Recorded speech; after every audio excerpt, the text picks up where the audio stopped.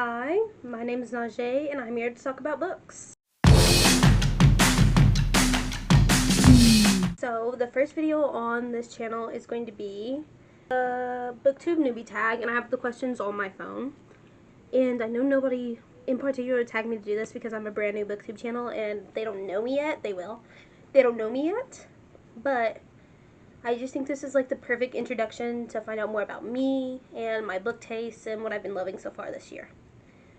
Just some general background knowledge. Like I said before, my name is Najee. I'm 19. I live in Wichita, Kansas, and I work at a bookstore, an independent bookstore. Support indie bookstores. I guess let's just get right into the tag. Why did you start this channel is the first question. I started this channel because I talk a lot. Like, certified yapper, I'm a part of the yapper union, I might as well be the president. Everyone since I was a child told me that I talk a lot. Like, when you get like your report card and your teachers have to write notes on there, my teacher's notes were always, wonderful student, needs to learn when and when not to talk. And I simply never learned that. And now I need an outlet, and a booktube seems like a great deal. The second question is, what are some fun and unique things you can bring to booktube?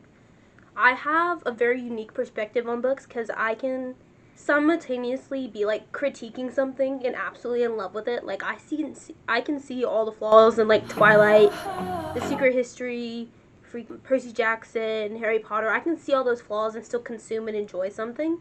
I also think I bring a new and unique perspective just being like a part of a younger audience, and as someone who works in a bookstore, I feel like I also have a unique perspective on the consumerism of books and how books are marketed. And I just have so many different thoughts and opinions on books, and I think that they're worth sharing.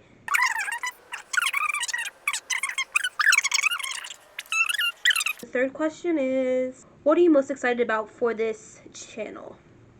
I am most excited for all the friends and just like mutuals and kind of relationships and community I'm going to create, because I talk to a lot of people in like my day-to-day life when I work at a bookstore about books, and a lot of my coworkers and things like that.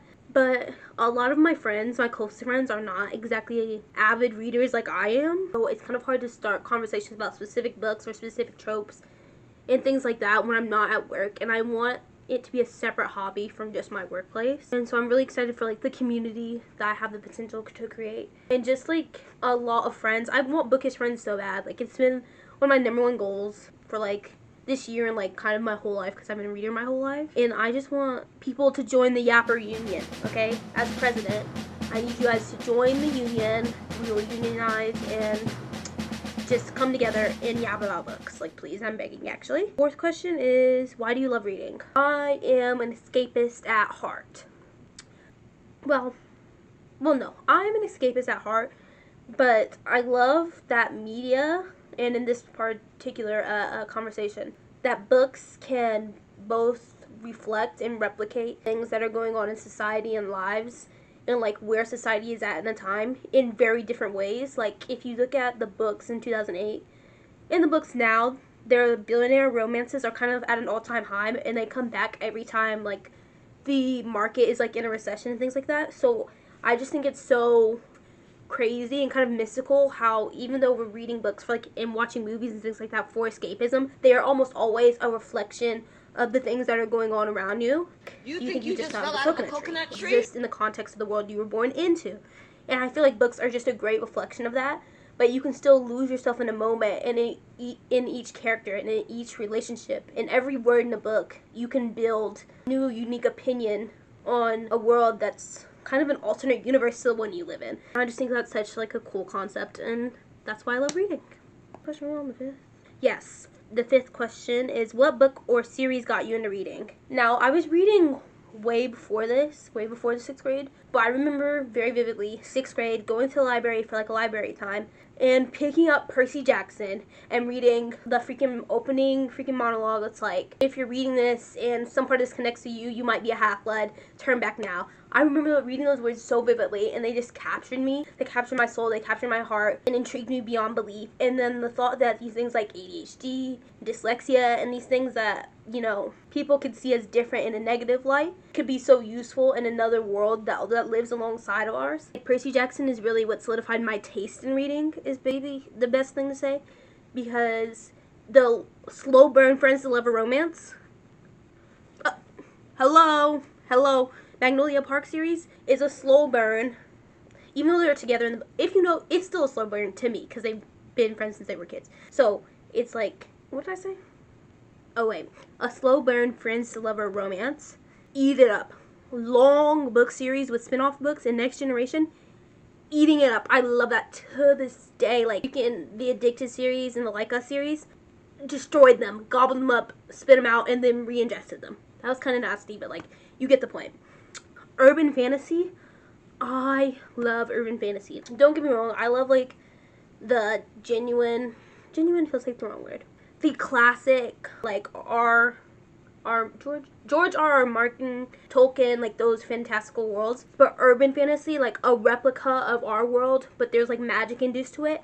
I love urban fantasy. And Percy Jackson is what started it all. The sixth question is, what questions would you ask your favorite booktubers? Okay, let's talk about my favorite booktubers first. I'm actually quite basic. So some of my favorite booktubers are Steph. Oh my god, I love Steph. I've been following her since she made like her first freaking booktube videos when we were like in quarantine and she moved into like her first apartment. The After series, when she started recommending the After series and the Addicted series, like I started reading the Addicted series because of Steph. So Steph is one of my favorites, and I would ask Steph, I don't know what I would ask Steph. I feel like I already know Steph so well because I was on her Patreon, and I'm going to get back on there soon. Just wait for me. And so I feel like I've talked to her, even if it's just like, I have a really bad parasocial relationship with Steph. Like, that's literally my bestie. That's literally my best friend. And so I really don't have any questions to ask her because I feel like I know her really well. But, I don't know, maybe I would ask her, well, how does she manage to romanticize her life so well? Because if you watch, like, her videos and the trajectory of her life and how, like, happy and proud of herself and just, like, smiley she's become since she, like, moved to Charleston and things like that, she really grew to love her life. And I think the key to that, like, she would probably, I'm gonna be Steph and answer, would be, like, embracing change and just going off and doing it yourself. Because she talks a lot about doing her things herself just because she can. You know, she doesn't want to, and I think that's something that I need to embrace. Like, I don't need a friend or partner to constantly be doing things with. That's like a long-winded question for Steph. Another one of my favorites is Destiny Sidwell. You guys know and love her well. And she just moved out of her parents' house. She's 21, so she's closer to my age than some of my other favorite booktubers. Guys, they're not old. I'm not saying they're old. I'm saying they're older than me. That's my point. They're older than me. I'm not saying they're old.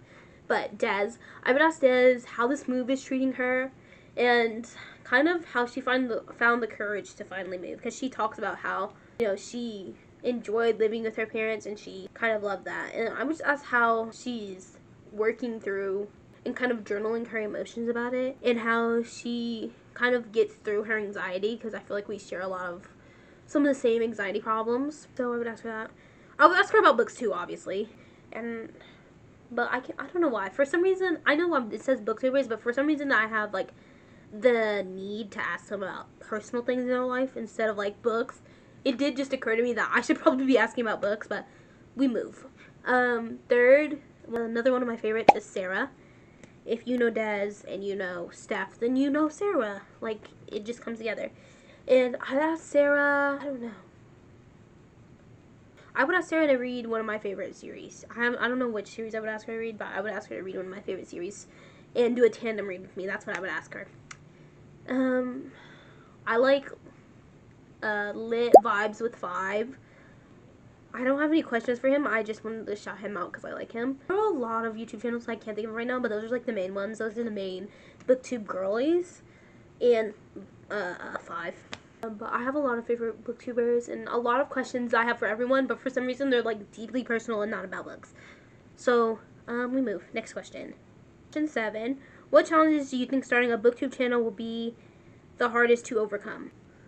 For me, I think it's going to be being consistent, because I have a huge consistency problem with my day-to-day life, but that can also be fixed with a really good routine. So I'm trying to get out a really good routine. So it's being consistent, staying on top of videos and editing. Dealing with maybe not a large like trajectory in like people consuming what I put out, even though that's not well, that's kind of the point. Like, I want people to see it because I want people to talk to me and interact with me. And that's kind of a big thing. I have a really hard time with people, not anymore, not as much anymore, but I used to have, like, a really tough time with being, like, perceived in a negative light. Not just perceived at all, because I'm fine with being perceived, but being perceived in a negative light is really kind of, negative for me. I will just say that the perception that people might get about me being, like, negative, that's, like, something that'll be really hard. And then staying consistent and posting and vlogging when I go out, which I kind of do anyway with, like, my little camcorder, because I did it a lot in, like, the end of high school and the beginning of college just for memories. But, like, vlogging in a way that actually is, like, helpful and matters, and I can put together videos. Next is, when did you start reading? I have been reading my entire life since I was a child. Like, I remember I used to have a dresser filled with books, and then we moved when I was in the 3rd grade, and the books accidentally got donated. So shout out to all those people who have books. I have a copy of Peter Pan, the original Disney version, that my grandma got me when I was, like, 6 years old. It was one of the first books I was ever gifted. I have Bible stories, like Alice's Bible stories, if you know those, that I was first gifted when I was little. So I've literally been reading and loved reading my entire life. But like I said before, Percy Jackson, like, set the preferences for what I enjoy now. 9, where do you read? I read a lot in my bed, which is actually really bad because it makes me lose focus and fall asleep often. But I read a lot in my bed, like, on my Kindle. And when I read physical books, I try to go sit, like, in my living room or just, like, sit up in general. And I go to the bookstore, Watermark Books and Cafe. Come visit us if you're here. I go to the Watermark Books and Cafe and Blush Bookstore, which are in Wichita. And I read, like, outside of my house to, like, really focus, because sometimes I really need to focus. And the best way to focus is get out of kind of the space you're used to, so you're not as, like, comfortable doing anything else or falling asleep. Put my phone on D&D so I can really, really focus. The next question is, what kind of books do you like to read? I'm a big romance girly. I always have been. Urban fantasy, historical fantasy, like The Adventures of Amina al-Sarifi by, I can't remember her name now. S.A. Sharkari? I can't say her name. But that series I really like. I like historical aspects with, like, fantasy woven in. It's kind of like an urban fantasy again, but it just takes place in the past in, like, a historical setting. I love really long series. I love spin-off series. And I love things that are kind of subversive to the genre that they exist in. I love werewolf books. Not particularly Omegaverse always, but I need the rise of the paranormal romance to come back. Shout out to Bride by Ellie Hazelwood for starting it. And the last question for today is, what does your book collection look like? We're actually right by it. So we've got, this top section is my physical TBR. These books I've all read, and there's a second, like, back shelf here. And then these books, well, you can't really see. At the bottom right here, these are books I have read. These are series. This is the Percy Jackson series.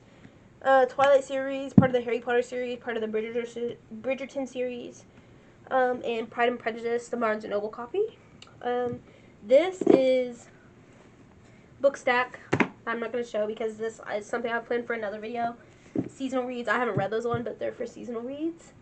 I own, hold on, let me check my story graph and I'll tell you how many books I own. Okay, I have 96 books owned, and I have read 56% of them. And so, yeah, this is my bookshelf. It's very small. I'm looking to expand soon, but I'm also hyper aware of, like, consumerism and how much I'm consuming. So a lot of these are arcs that would have been, like, made anyway. And some of these I bought, obviously. And a lot of them are secondhand. I shop a lot secondhand because problematic authors are, like, on the rise, and I don't really want to support anyone like that. So I shop a lot of secondhand at, like, half-price books and places like that. So, yeah, this is my book collection. That is the end of the video, my first video. This was kind of nerve-wracking, but I'm glad that I finally just started, and that's it. I will be back probably next Thursday. Bye-bye.